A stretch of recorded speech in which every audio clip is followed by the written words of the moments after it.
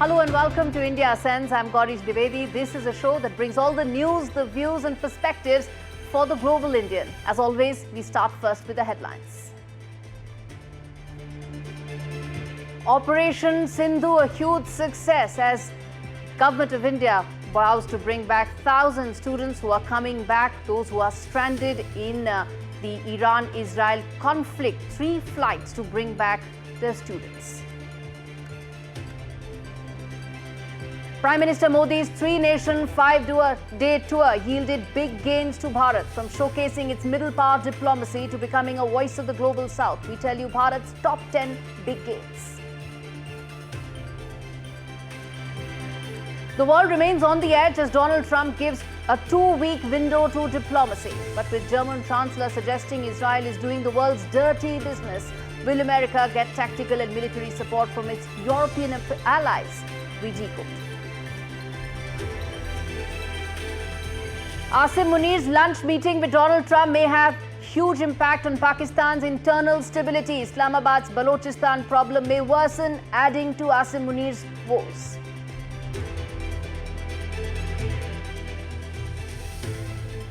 A week after the horrific crash of the Air India flight from Ahmedabad to London, black boxes are being investigated. The probe will offer clues to India and the world about how the world's safest aircraft crashed.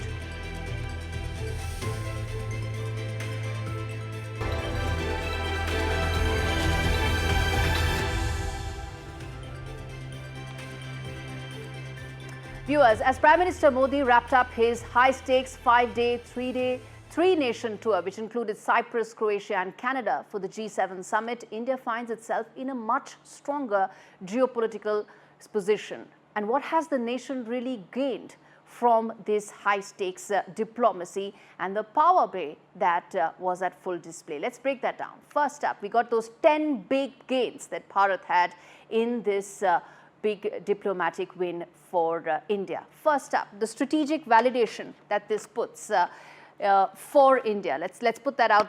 The first gain for India, which is India's invite, cemented its place in terms of being such a big and important stakeholder outside the G7. That's the first big gain for India out of this 5-day blitzkrieg. Second, an important point, which is the middle power diplomacy that is on full display. India is now the perfect bridge that can act between polarized blocs. On one end, you have Russia, you have China, and then you have the other Western powers. Between that is the middle power diplomacy that belongs to India, which is what was on full display at these important events. Third, voice of the global south, the third big win for India. India is positioned to champion issues, whether it's food security, whether it's equitable vaccine access, whether it's debt relief, climate finance, all of which is essentially issues of the global south. And it was India who's championing that. India as the voice of the global south, champion of the global south, being put there as a big validation for India. Another big win for Bharat. Let's move ahead. The fourth big win for India, technology and AI collaboration.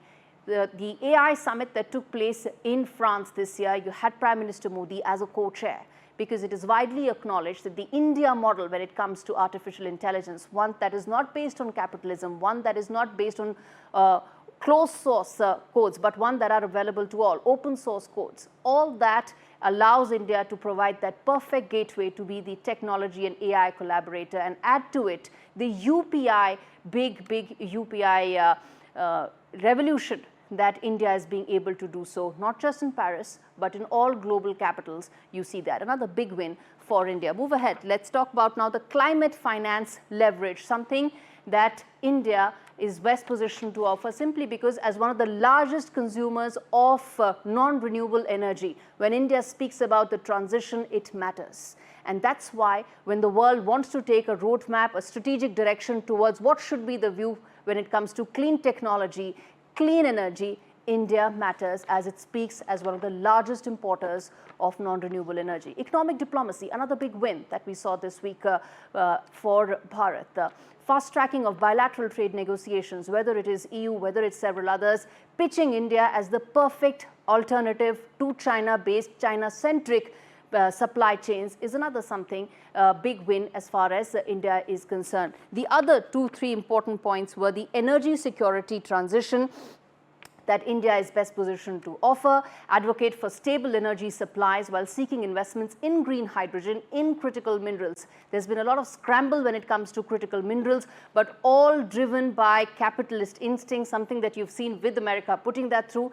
But India's position has been completely different, something that allows for the world to be able to find some sort of a roadmap. The last 2 wins for India, countering China through alignment, not alliance. Extremely important, because without formally aligning with Western blocs, India can signal convergence or Indo-Pacific security, tech standards, supply chain diversifications, all while keeping its strategic autonomy intact. And lastly, the geopolitical risk management that helps India hedge the risks amidst global turbulence, especially regional fallout with pariah Pakistan and China. Those were some of the big wins. And lastly, allowing, of course, once again becoming that perfect bridge when it comes to the Indian diaspora. Far and flung places, you also have the Indian diaspora being connected, being part of the India story. I'm going to now play out the soundbite of Prime Minister Modi on this 5-day blitzkrieg, and then we move ahead.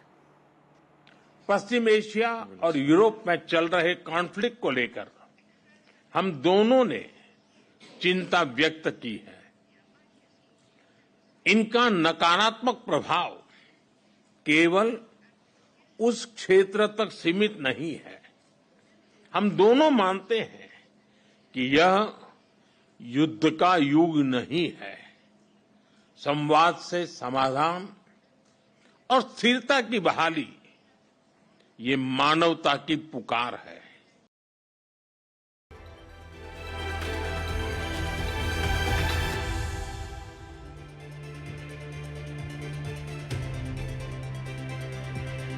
Shifting focus, viewers, to the first wide-angle story on the show. Germany just said the quiet part out loud, which is the German Chancellor not mincing his words when he said what many leaders whisper behind closed doors, which is that Israel's not just defending itself, it's defending us.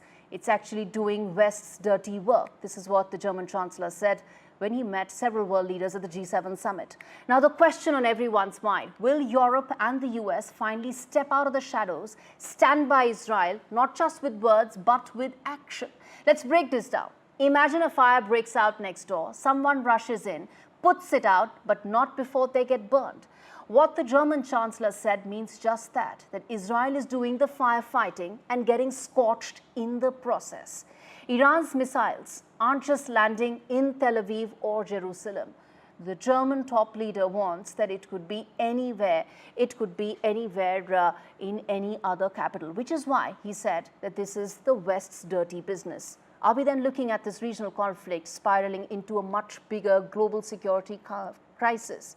So what should the West do? Should it go beyond just statements and sanctions? Should Europe and the US now actively support Israel? Or is this what German Chancellor's statement should be read as? That a possible support could be on the anvil. Is the West all in on the Israel-Iran conflict? With Russia and China coming out in support of Iran and Western allies backing Israel, does a larger escalation seem probable now? Well, in geopolitics, viewers, doing the dirty work often means making the hard calls no one else wants to touch. But inaction has a price too, and the clock right now is pretty much ticking. And as we speak, while at one end you have the EU allies now seeming to have much greater clarity in terms of how they view the Middle East conflict, they are awaiting a word from America. The president, who will not decide right now, but after a fortnight. And this report tells you the twists and turns Trump's Middle East strategy has taken in this last fortnight. 14 days. That's how long President Trump has paused a decision that could ignite a war with Iran. After signaling the US might strike Iran's underground nuclear site, Trump suddenly slammed the brakes, citing a chance at diplomacy. Some critics even call it taco. Trump always chickens out. Wall Street analysts have coined a new term called the taco trade. They're saying Trump always chickens out on your tariff threats, and that's why markets are higher this week. What's your response to that? I kick out? Chicken out. Oh, isn't that nice? Chicken out. I've never heard that. But Trump's history says otherwise. He sets deadlines before and does nothing later. Yet this isn't about tweets or trade wars. This is about war plans. Before the war broke out, Trump asked Israel not to act. But then after Israel's strike, Trump called them excellent. Trump then warned Khamenei that he knows the exact location of the Iranian supreme leader, and then doubled down on the warning of an unconditional surrender, only to say he may or may not do anything about Iran. As things stand, 14 days is too long a time to predict in the complex and volatile Middle East.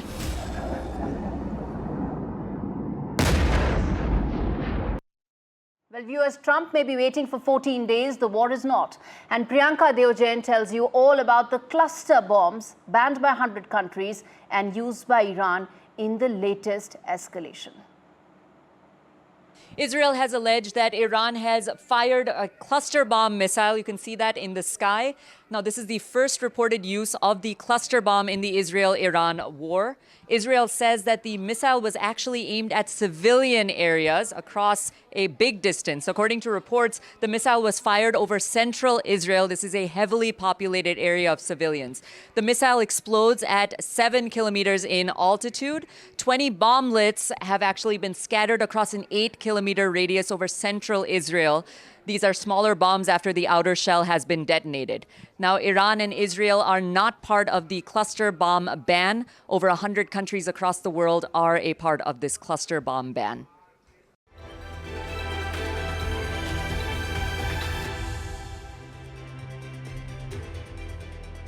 All right, Alison Federica, who's an analysis director at the Geopolitical Futures, joins us as the top voice this week on the broadcast. Alison, good to have you on the show. Let me start by asking you the one statement that the German Chancellor said, that this is Israel doing the West's dirty job right now. Is this indicative of the fact that there is complete unity amongst America and EU allies in terms of how they view this fight and how they are likely to join ahead going forward? So I think you're right. It is a very candid statement that you don't normally see in leadership speaking out publicly. I think it is a statement that reflects a shared interest in a non-nuclear Iran. I don't think that it says anything further in terms of unity for military action taken by all parties in Europe or the US. They historically do not necessarily go hand in hand, and the impetus needed for each country to react is very different. But they do have that shared interest of not seeing a nuclear Iran, and they all have the shared benefit of the Israeli strikes taking out a lot of the nuclear sites that are located within Iran. Mm-hmm. How long do you see before a clearer direction is taken? Trump may have said 14 days, but it looks unlikely that a decision could be held till 14 days? As you guys already said, a lot can happen in 14 days. And so I think rather than thinking about conflict in terms of timelines, because those are very unpredictable and often don't really allow for the back and forth that's going to happen, is to think more of red lines, more of what actions are going to compel the other side to take greater action. So any moves by Iran that target U.S. military targets or kill U.S. personnel, civilian or military, would push the U.S. closer to taking action.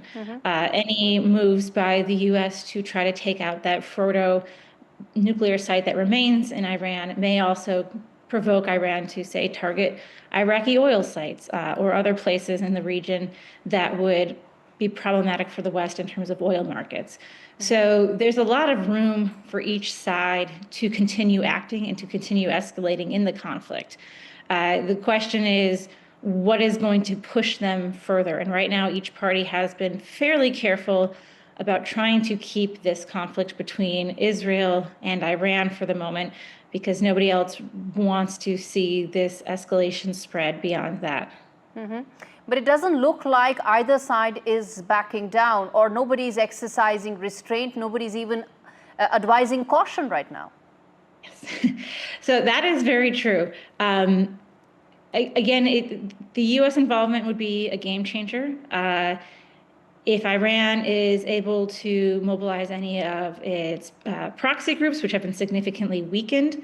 The other factor that we need to look at, too, is just the domestic politics in both of these countries. There's a distinct possibility that internal problems in both of these countries could actually be the force that draws back military escalation in terms of popular support working against the government and providing a force. So the Iranian leadership has been divided prior to this conflict, and there is a real risk that as the conflict continues, it continues to weaken and lose power to the point that they have no choice but to negotiate or capitulate because they are not strong enough internally to continue fighting.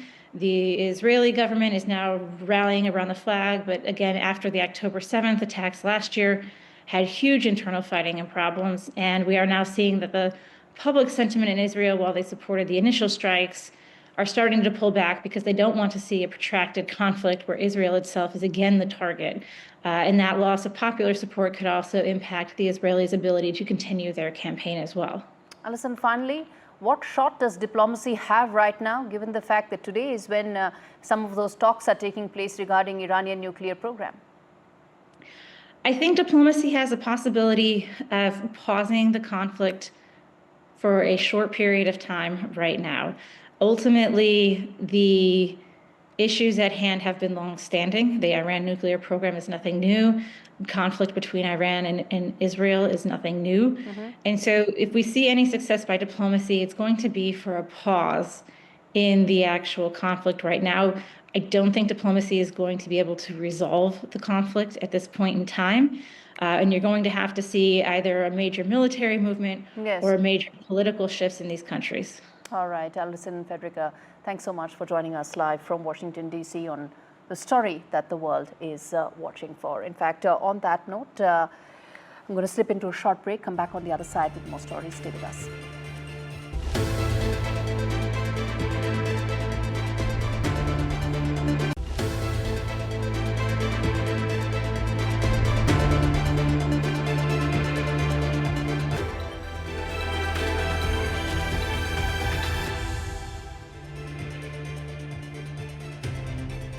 The other wide-angle story on the show, viewers. There are no free lunches in geopolitics. Certainly not for Pakistan's army chief, Asim Munir, who may have thought he scored a strategic meal ticket with US President Donald Trump. But behind the diplomatic optics is a very simple calculation. America needs access to Pakistan's military bases as tensions with Iran simmer in the Middle East. While Islamabad might dangle a Nobel narrative for domestic consumption, Washington is eyeing strategic utility alone. But what's being served on this table will impact Asim Munir's own backyard, and that is Balochistan, stretching across nearly 40% of the country's landmass. Balochistan is rich in resources, but poor in rights. Its people alienated and impoverished, with 70% living below the poverty line. And now Baloch separatist groups have fought the Pakistani state for decades. But if Pakistan enters the Iran-US-Israel triangle, Balochistan may turn into an open wound. A conflict next door will not only destabilize the border, it may empower the separatists with dangerous regional alliances. Balochi separatists, remember, is not a monolith group. There are multiple ethnicities, multiple languages, and some even have patronage in Tehran. And those fault lines will come to the fore, impacting Pakistan's internal stability even more. Add to it the growing pro-Iran sentiment amongst the Pakistani public. With the current government's deep unpopularity, any perceived alignment with the US and Israel against Iran could possibly be the last straw for this government. Pakistan may be celebrating that it has managed to get inside Trump's strategic calculus, but the ramifications will be significant, militarily, economically, as well as socially. Remember, whether it's the Iraqi Kurds or the Balochis in Pakistan, all rebellions till now have been crushed brutally, sometimes with the help of neighbors coming together. But all those scenarios don't exist anymore, which is why Iran-Pakistan coming together to crush the Balochi separatist movement may not be a reality for Asim Munir anymore.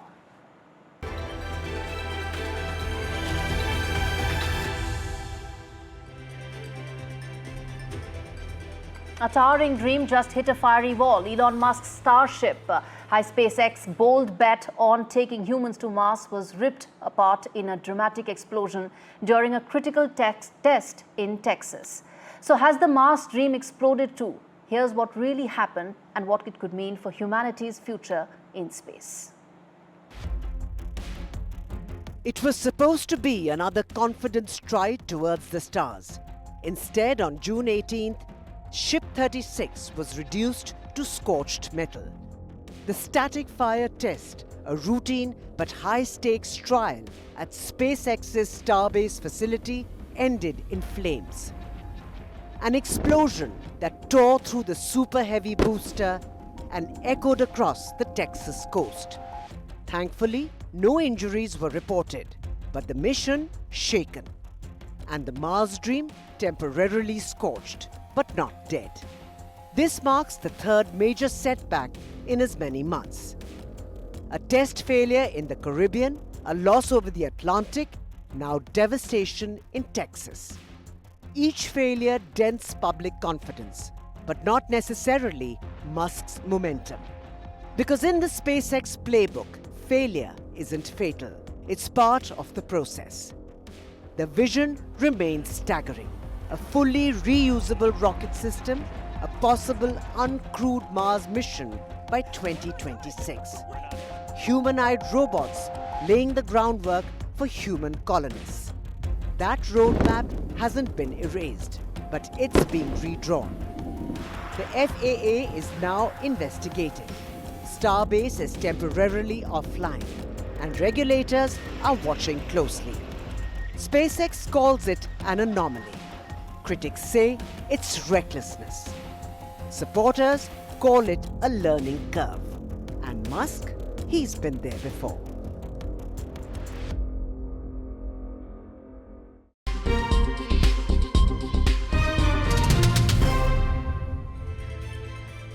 First world view on the show. It looks like the gloves are off in MAGA land. The latest flashpoint, Tucker Carlson, MAGA's loudest isolationist, the most controversial media personality, a one-time Trump champion who has run his course with the administration. Carlson ambushing Senator Ted Cruz on Iran is the latest reminder of the deep cracks that exist in America's right. Cruz's hawkish push to back Israel's strikes may have been the trigger, but it exposed the many layers of the MAGA movement. Even Trump jumped in, torpedoing Carlson. The movement that brought Trump to a landslide victory might be tearing. And the Hawks versus isolationists, the firebrands versus realists. And well, viewers, it's just starting. The world's fuse is burning fast and Europe's racing to stop the explosion. In Geneva, the UK, France and Germany, once called the E3, are back at the table, hoping diplomacy can douse the flames ignited by Israel's surprise attack. With President Trump hitting pause, possible US attack, the clock is ticking. British Foreign Secretary David Lammy says there's a 2-week window before diplomacy turns to dust. But Iran isn't biting, its foreign minister blasting Western nations, saying there's no negotiations while bombs fly.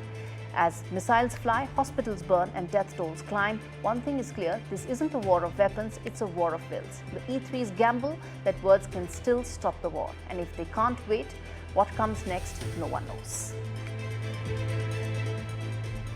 All right, viewers, with that, it's a wrap on this edition of India Sense. And as we wrap things up, we leave you with the most viral moments of this year's G7.